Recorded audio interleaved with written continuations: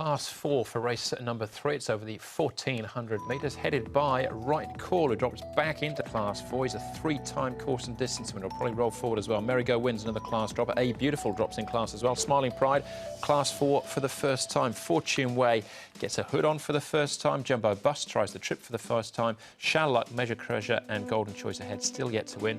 The show has won here twice over course and distance. He certainly has. Right Call, though, will be the one to go forward. You'd have thought he has got a big weight, but from gate 7, you'd have thought it's the obvious thing to do. It's his usual racing style. Jumbo Bus will settle off just behind him. E-Master will be looking for a slightly better run than he got last time. And A Beautiful could well be trapped out wide if that speed map is correct. E-Master's got the blinkers on for the first time, so I thought I'd show you him working in them. He seems relaxed enough with them on. It wasn't a particularly quick time, but just the way he sort of moved with them, you know, it's obviously a gear change they're going to try. He's drawn 13 though.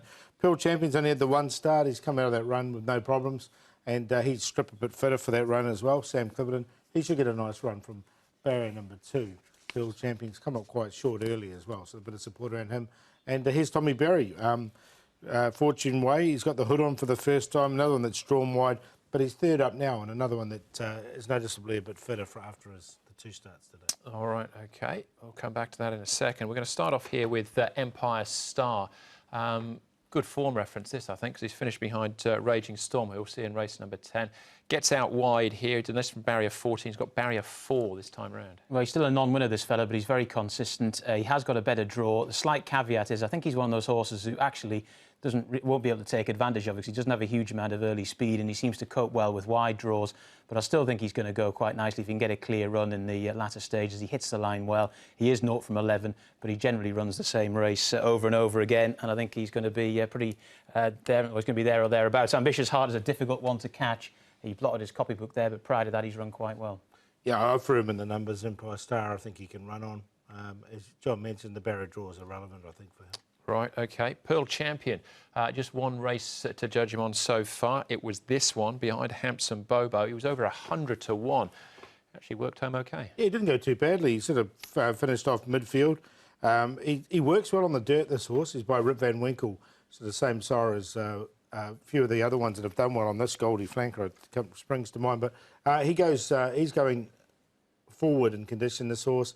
He's improved from this run and he hit the line strongly, so I wouldn't be surprised if he ran well. Yeah, it was a decent effort, up to 1,400, second start. Yep, he goes into my numbers. All right, OK, that is Pearl Champion for Michael Friedman and Sam Clipperton from barrier 2. Good choice ahead towards the bottom of the handicap. He hasn't won in 13 starts, but here finishing 4th last time out. Yeah, he's an ISG. He's one of those horses that just took a little bit of time last season. He wasn't very good initially, but he's beginning to find his feet here. It was a decent effort last time. Behind Amazing Satchmo, I think, is a progressive type. And he probably needs some pace on, which is not absolutely guaranteed here. But if they go more of a good gallop than a slow gallop, I think he's got a good chance of finishing off a little bit like he has done here. Yeah, he seems to run his races this way, doesn't he? I found a place in him for 4th, on a 4th line as well, because he is consistent now at the moment. All right, that's a good choice ahead. Right Call, who's our favourite at the moment. Joe Moreira will be in the saddle, possibly trying to lead from barrier 7. This is a recent trial. Yeah, and end up winning this trial. He's a Class 3 winner in Class 4 now. He drops down in grade. He should get to the front and have as little pressure. He's in a bit of form at the moment, so I think he'd be tough to beat. I've got him on top. I haven't got him in, but if you're playing wider exotics, you've got to really consider him. And yeah, he's a regular leader, and he might just be able to be rather difficult to overhaul, given the class drop that Paul mentions. All right, OK. And speaking of right calls as well, Paul, you were right to question me when I said half-brother District Express and Sacred Ibis. They are full brothers. So there you go. You were right on that one. So you're going to be... Father will be pleased. Exactly. Are you right on this one? Who have you got? Right Call. I'm going with Right Call. I think he's well placed in this particular race. Frankie Law's got him going very well. He's downgraded and he can get to the front with little pressure. So he's on top. Empire Star coming from the back. Merry-Go Win coming from the back. And Good Choice Ahead coming from the back. But I think Right Call can win it. So I'd put him on top there, and that's how I play it. 1, 7, 3 and 13. I've got Empire Star on top. I think he's been pretty consistent performer for quite some time now. And gate 4, like Paul said, it's not a huge advantage or disadvantage More important for him is the pace they go out in front. If it's a bit of a crawl, that might not help him, but I think he should go okay.